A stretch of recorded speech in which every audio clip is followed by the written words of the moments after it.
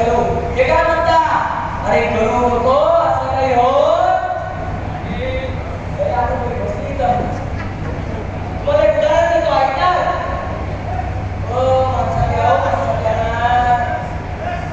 ऐकणार.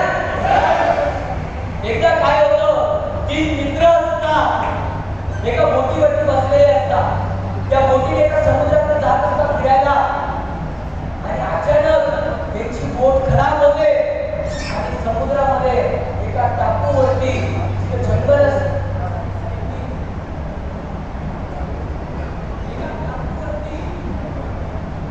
हॅलो, हा, एका टापूवरती 3 मित्र अटकून जातात.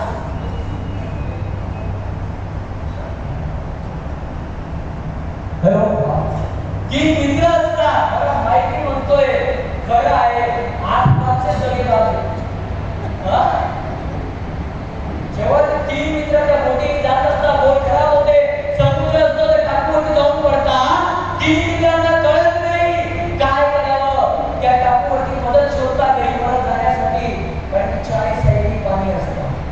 बघता बघता हप्ता होतो, 15 दिवस होतो, महिना होतो, घरी जायला काही सोय सापडत नाही.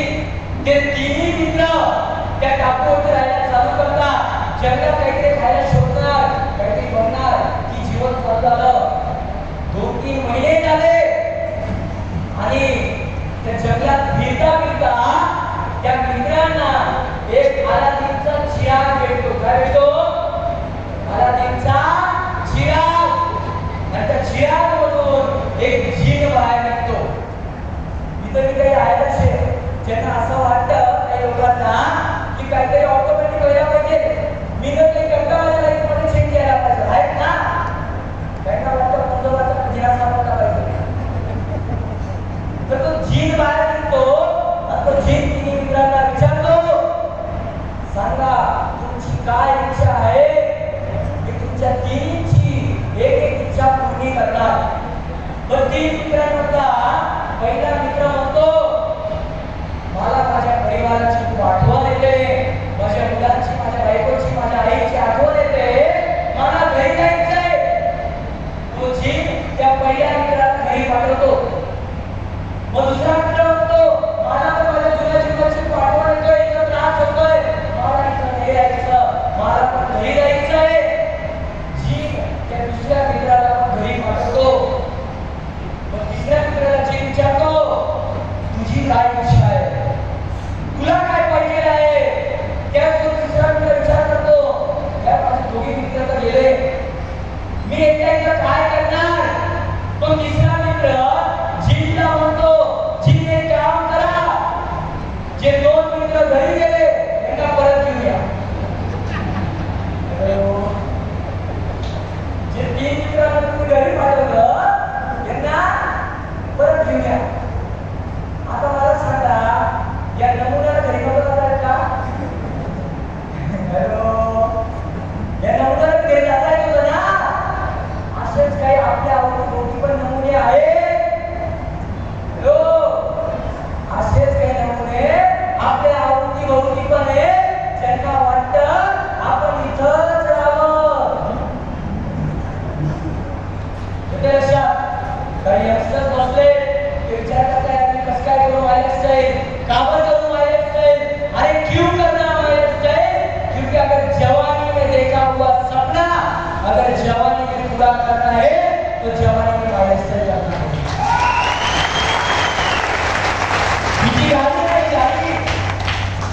ही गाड़ी आहे ना, 20 वर्षे 25-30 लोकांना चालवायला मजा येते.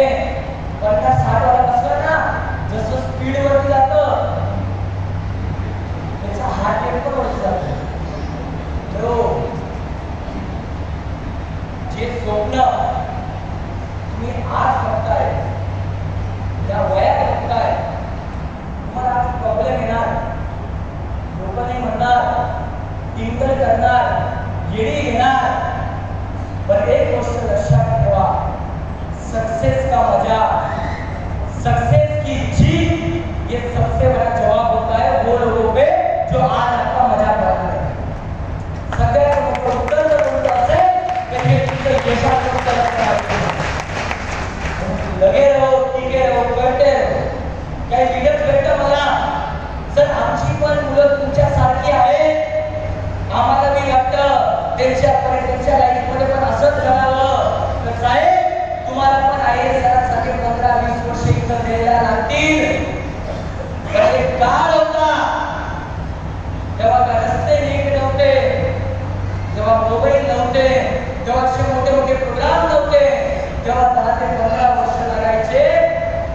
सफर आमच्या परिवाराने 15 वर्षात केला, हा फक्त 5 वर्ष तुम्ही प्रत्यक्षात आपल्या परिवारासाठी करू शकता. इथं बसलेले भरपूर आई आहे, ज्याच्याकडे मुलं रडत रडत येतात, आई मला हे घेऊन दे, पण आई म्हणते पप्पा नाही म्हणतात. का बरं? आई घेऊन नाही देऊ शकत. साहेब, या विचाराला बदला की आपण फक्त मुलांना खायला दिलं पाहिजे आणि त्यांचं शिक्षण केलं म्हणजे खूप काही झालं, अजिबात नाही. जर आज आईने सरांनी मायलेस्टेट केली नसती, इकडं तिकडं माझा BBA झालं, माझा MBA झालंय, काय मायलेस्टेट MBA तो 20,000, 25,000, 30,000, 40,000, काहीतरी छोटी मोठी नव्हती. त्याच्या पलीकडे काही शक्य होतं? हॅलो, अजिबात नव्हतं. परिवारात घरामध्ये एका व्यक्तीने घेतलेला निर्णय फक्त त्या व्यक्तीचा नाही तर पुण्या परिवाराचा, पुण्या खानदानाच्या लाईफला बदलून होऊ शकतो. माझे एक निर्णय. जर अजून पण तुमच्या मनात प्रश्न असेल ना, का करू मी मायलेस्टाईल, तर आई आणि सगळ्या मुलांना एकच सांगणार, आपल्याला मायलेस्टाईल करायची आहे. कारण की आज आपल्या प्रत्येकाच्या घरामध्ये एक तेजस आहे.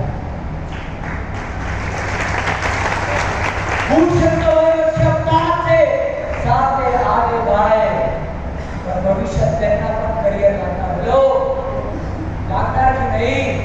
तर आज एका आईनी अंगात देवी घेतली पाहिजे, एका वडिलांनी कमरेला गाठ बांधली पाहिजे. जोपर्यंत मी माझ्या परिवाराच्या लाईफला, परिवाराच्या जीवनाला बदलत नाही, मी माझ्या हात कधी सोडणार नाही. ही गाठ आज बांधून घेतली पाहिजे माझी. तरी काही लोक असतात जे म्हणतात चमत्कार होण्याची, हॅलो, काही असता ना, कुछ तो चमत्कार हो जाएगा तो मजा आएगा. साहेब, जीवनात कधी चमत्कार होतो असतो? हॅलो, कधीच कोणत्या व्यक्तीच्या जीवनात चमत्कार होत असतो, पण देव एक चमत्कार करतो. तो चमत्कार म्हणजे की संधी. हॅलो, बघितलेल्या स्वप्नांना पूर्ण करण्याची एक संधी कधी देव देत असतो. शेवटचे 2 मिनिटं मी तुमचे घेणार आहे, पण एक स्टोरी मी तुम्हाला सांगेल. कान उघडे करून, डोळे उघडे करून, मन इकडे ठेवूया, स्टोरीला ऐका. ज्याला ही स्टोरी कळणार ना, त्याच्या परिवाराचा सुद्धा तुम्हाला बदलू शकतो. ऐका, रेडी आहात? हो साहेब, बाकी चार्ज थोड्या संध्याकाळ होणारच आहे.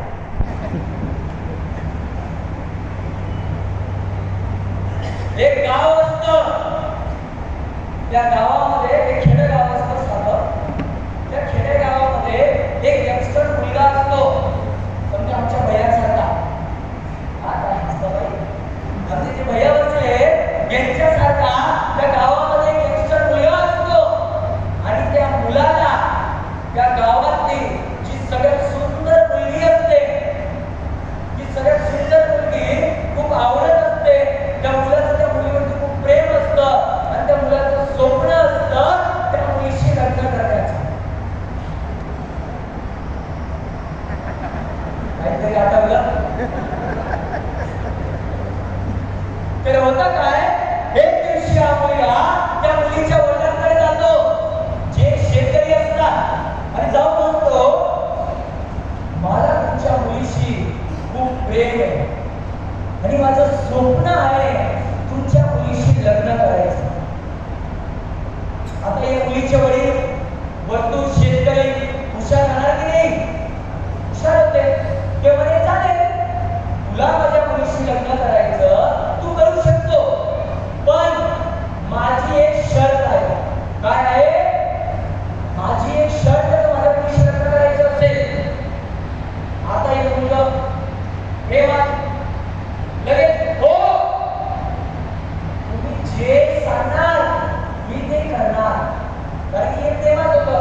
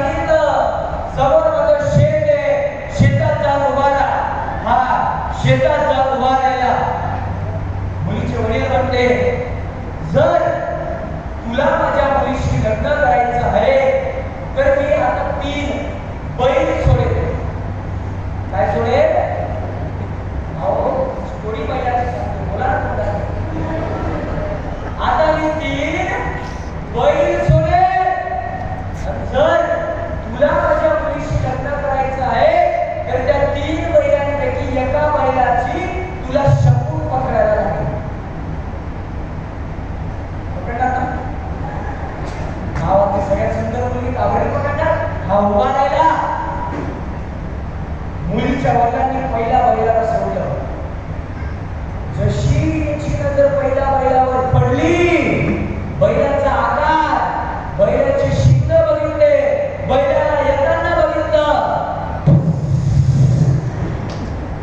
त्याची हवा लोड शेडिंग झाला. या बैलाकडे पाहिलं आणि विचार केलं, जर या बैलाची शकून पकडायला गेलो आणि जर का या बैलाने मला हल्लं, मग तो मला त्याने चिंतन करता नाही. मला विचार करायला लागला. आपण पण करतो की विचार. हॅलो, एवढा बारीक बिझनेस बघितला, 3-3.5 तासाचा प्रोग्राम बघितला, तरी आपण काय म्हणणार? मी विचार करून सांगतो, विचारून सांगतो. वेळ लागेल, विचार करायला लागेल. कसं आम्ही विचार करत होता आणि याच्या डोक्यात कल्पना आली, याच्या डोक्यात विचार आला, 2 बैल बाकी आहे. यांनी पहिल्या बैलाला जाऊ दिलं. परत उभा राहिला. मुलीच्या वडिलांनी दुसरा बैल सोडला. जसं दुसऱ्या बैलाकडे बघितलं, थोडासा खुश झाला, कारण की तो बैल दिसायला थोडासा नाजूक होता. पण हळूच परत नजर त्या बैलाच्या शिंगांवर गेली. काय मोठा शिंग. त्याने विचार केला, अरे जर त्या बैलाने शिंग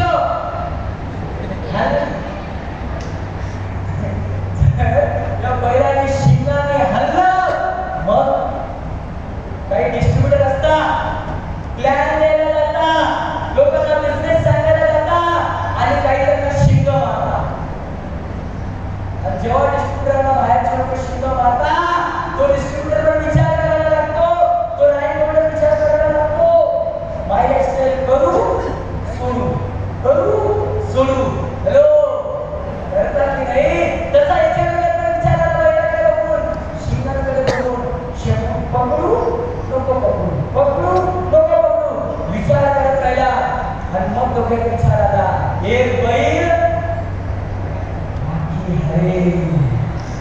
हा परत जर उभा राहिला, वेळ आली, शेवटचा बैल बाकी. लास्ट बॉल पे 6 मारलाय, मॅच जिंकायचं. उभा राहिला, डोक्यात स्वप्न आलं, गावातली सगळ्यात सुंदर पोरगी, तिच्यावर सगळ्यात जास्त प्रेम आहे, स्वप्न आहे त्या मुलीशी लग्न करायचं. हॅलो, जाऊन उभा राहिला. शेतकऱ्यांनी बैल सोडला. जशी नजर बैलावर पडली, लई खुश झाला, कारण तो बैल दिसायला एकदम नाजूक, त्या बैलाचे शिंग एकदम छोटे आणि तो बैल एका पायाने लागला होता. हा एकदम खुश झाला. बैल लगेच त्याच्याकडे येत होता. हा स्वप्न बघायला लागला, अरे यार, अभी तो मेरी शादी होगी, गांव की सबसे खूबसूरत लड़की मेरी बीवी होगी, जिससे प्यार किया वो मेरी घरवाली होगी, जो मेरा सपना था वो सपना पूरा होगा. तो बैल येत होता, हा स्वप्न पाहता बैल येत होता, हा स्वप्न पाहता बैल लग्न करता त्याच्या जवळ आला. हा स्वप्नात खूप खुश झाला. हा विचार केला, आता माझं लग्न होणार. बैल जवळ आला, हा बैलाची शपूट पकडायला गेला, पण त्या बैलाला शपूटच नव्हती. हो,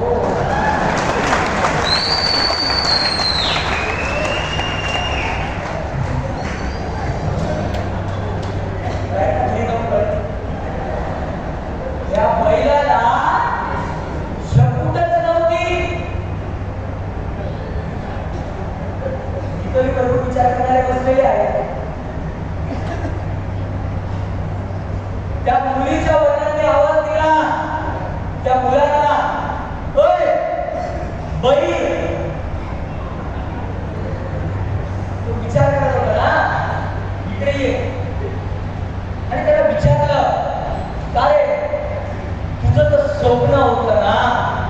हॅलो, अरे तुझं तर स्वप्न होतं ना माझ्या मुलीशी लग्न करायचं, मग का तू पहिल्याच बैलाची शक्ती हे बघ.